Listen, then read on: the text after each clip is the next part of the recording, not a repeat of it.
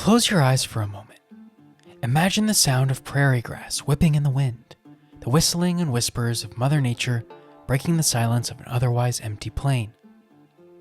Imagine the smell of fresh earth rolling and spinning beneath the creaking wagon wheels below you. Dust clouds dance like smoke towers over an evening campfire, the ash and grease and fried bread filling your nostrils with hope after a tiresome day's journey. As the sun sets, you find the comfiest swatch in a bundle of worn blankets and lay on flat ground as the fireflies announce the oncoming night. In the distance, you may hear the call of a coyote, making an early headway on his dinner, the anxious mules and livestock grunting in the dark. You don't know what the next day will bring, but you know it's one day less between you, your destination, and the expansive wilderness in between. All is well. Often, this is the naive romanticism you see written regarding the legendary Oregon Trail and the quests to conquer its trials by settlers who attempted to travel it. Rarely was the journey this docile or serene. The Oregon Trail was filled with hardships, disease, and death. The only accurate detail of the prior passage might be the relief felt as dusk gave way to dawn, and knowledge that the migration was one day shorter. To paint a more accurate picture of what it was like to traverse the frontier, we're time-traveling back 175 years to provide a day-in-the-life glance of the Oregon Trail and the ruthless intensity and sometimes incredible boredom faced by those who lived it, if they were lucky enough to survive and tell the tale.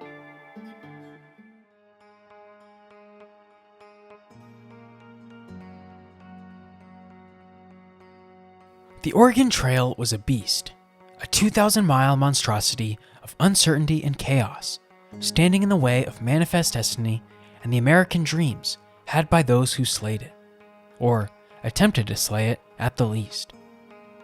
Spanning the entirety of the western frontier, from the rolling plains of Missouri to the sprawling woodlands of the Oregon Territory, the most infamous trail of the Old West was by no means a brief endeavor.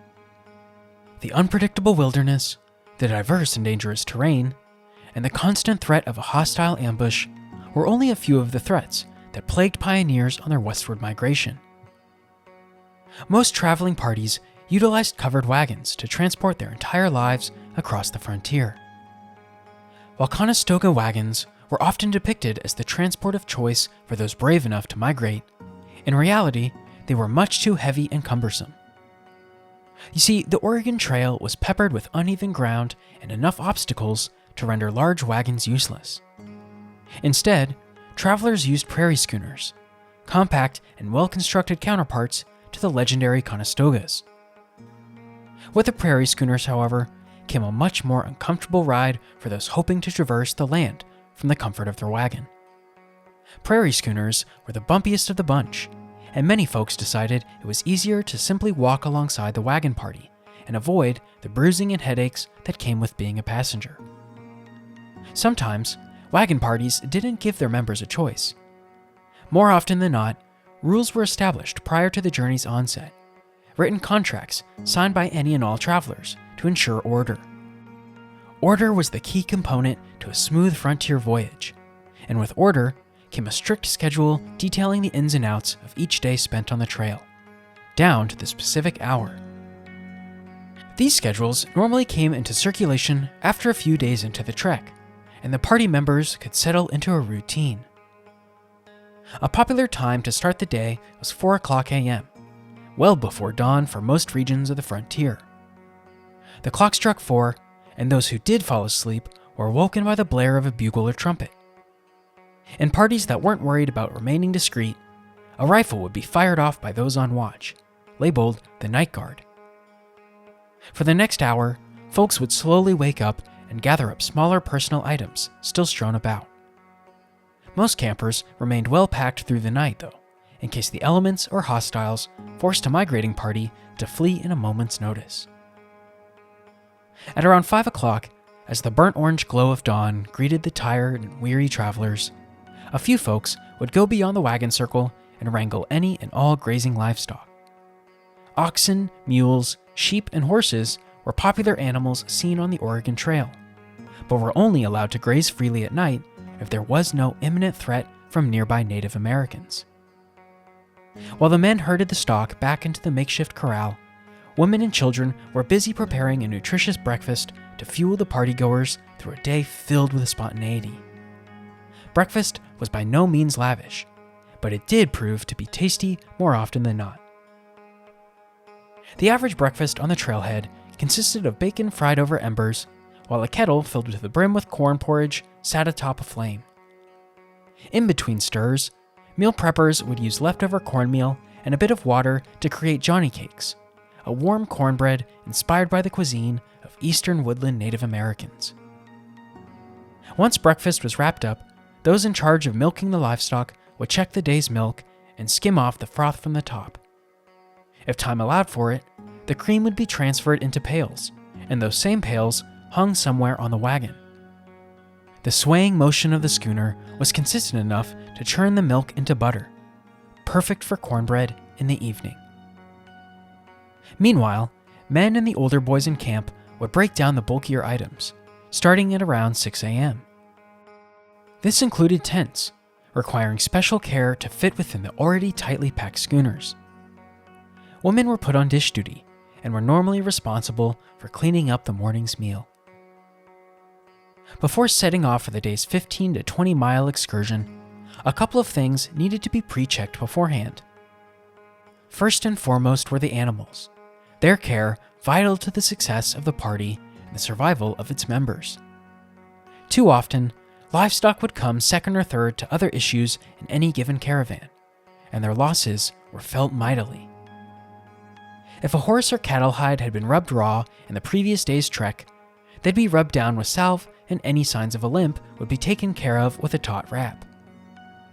Parties without an experienced caretaker or trail scout might not think to deal with these injuries sooner rather than later, and would find neglected livestock filling one of the 10 or so clandestine graves dotting the beaten path.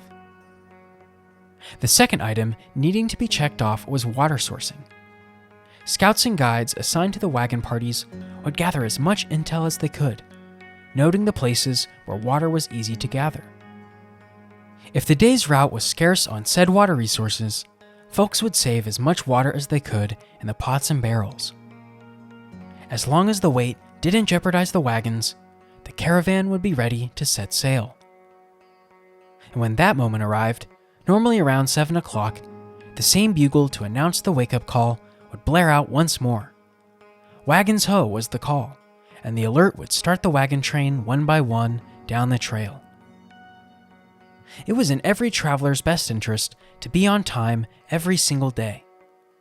If you were a straggler, or someone who struggled to be ready at the trumpet sound, you'd lose your place in the schooner line and have to settle for the caboose. And the further back a wagon was, the more dust its riders ate. The drive was already dreary enough.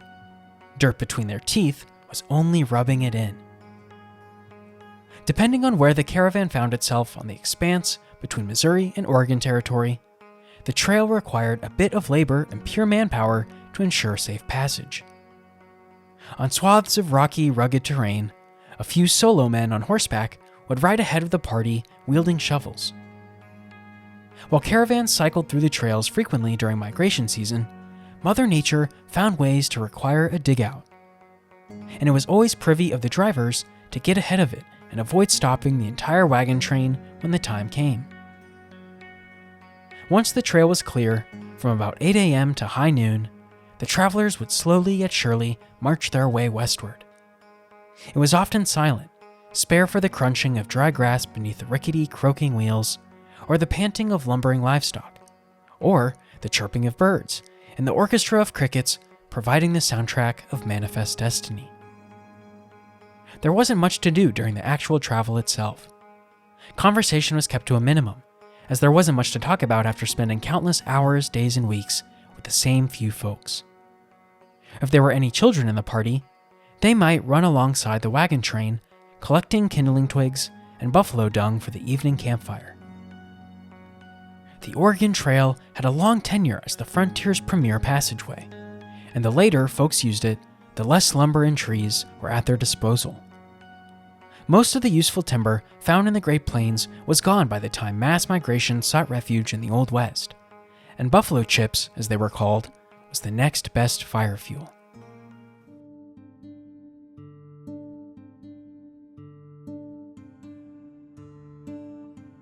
Once the clock struck 12, it was nooning time for the average caravan. For about an hour, folks would eat a light lunch, hydrate themselves and their animals, while the boys of the camp would wipe the dust from their oxen's snouts. With the stock in the rear breathing in most of the kicked-up clouds of dirt, tending to their encrusted noses was vital. Otherwise, they would suffocate. After an hour of rest and recovery, the wagon train started up once more at around 1 o'clock, oxen driven for another 4 hours. During the second leg of the day's journey, small hunting parties would disperse into the surrounding plain for potential game.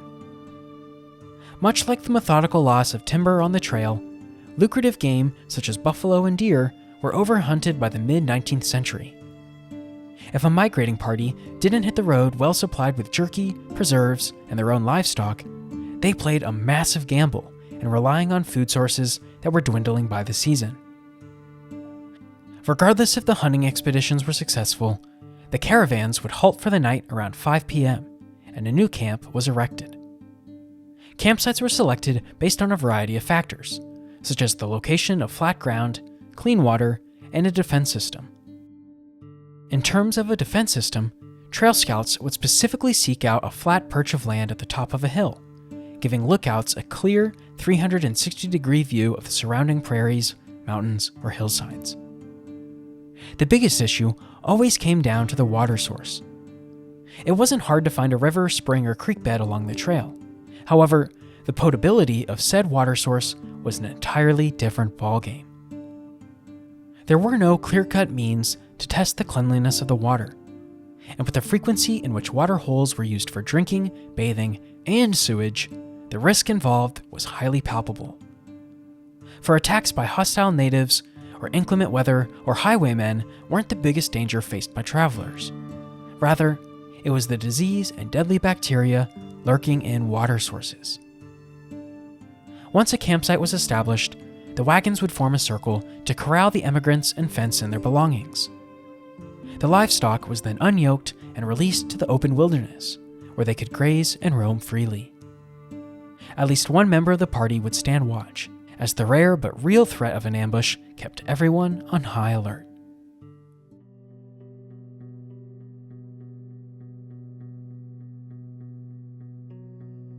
At about 6 o'clock, the supper bell rang as the men fixed up dilapidating wagons, and sleeping arrangements were planned by the women who weren't in charge of dinner.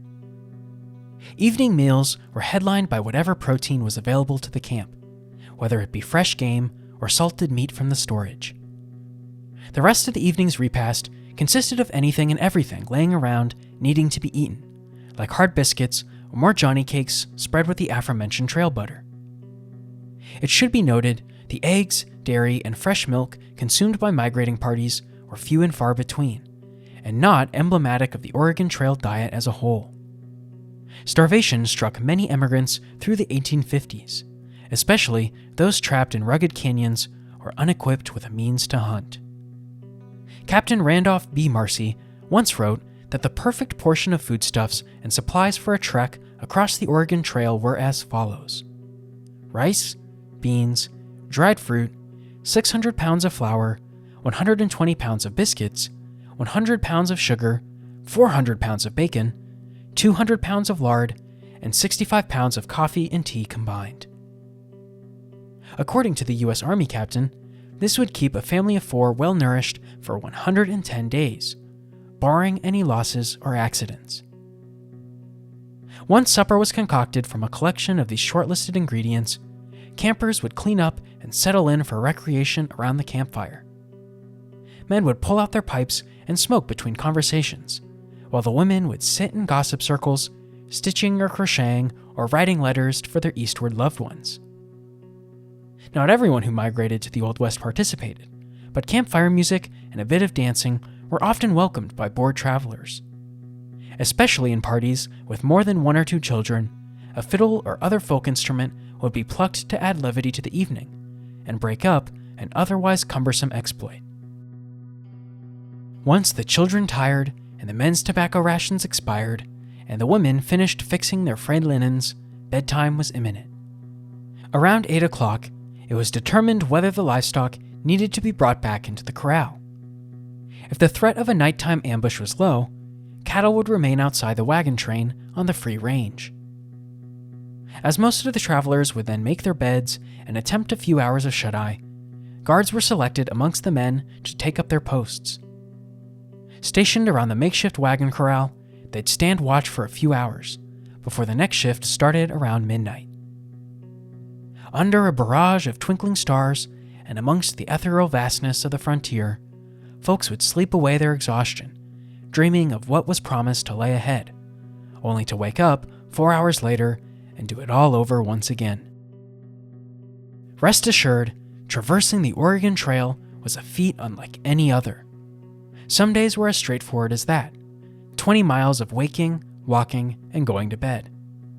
Other days were filled with negative progress, trekking 10 miles through arid, challenging land, only to realize they were lost and spend the entire day going back to where they started. Disease laid waste to entire traveling parties. Wagons broke down by the thousands. Livestock were troublesome if they weren't getting lost to begin with, and rarely did a caravan drive from plane to plane without an argument. Certain folks fought hard for breaks, while others demanded a day of rest on the Sabbath. Rarely did trail guides grant these requests, as many believed the faster the excursion, the better. Unfortunately, 6 days of travel and a day of recovery was probably in everyone's best interests, but alas, hindsight is 20/20. At the end of the day, the Oregon Trail was a drastically different experience for every single wagon party that tackled it. Some were blessed with smooth sailing. Others were marauded by hostiles and killed before they even reached the Rocky Mountains. A few were gullible enough to try and attempt at shortcuts to circumvent the trail, but this rarely resulted in good fortune. There was no map of the Oregon Trail per se. Many used it as a passage, but each caravan could be separated by miles, not just in front and behind, but side to side as well. The truth of the matter was, the Oregon Trail was a lonely, lengthy quest for all who faced it. The day in the life might not seem glamorous, and that's because it wasn't. It tested even the hardest of men, and demanded the attention of all who partook, because one small slip-up is all it took for one to meet their maker. And no, their tombstone did not read, "Died of dysentery." Rather, they became footnotes in the history of westward expansion, returning to the dust from which they came.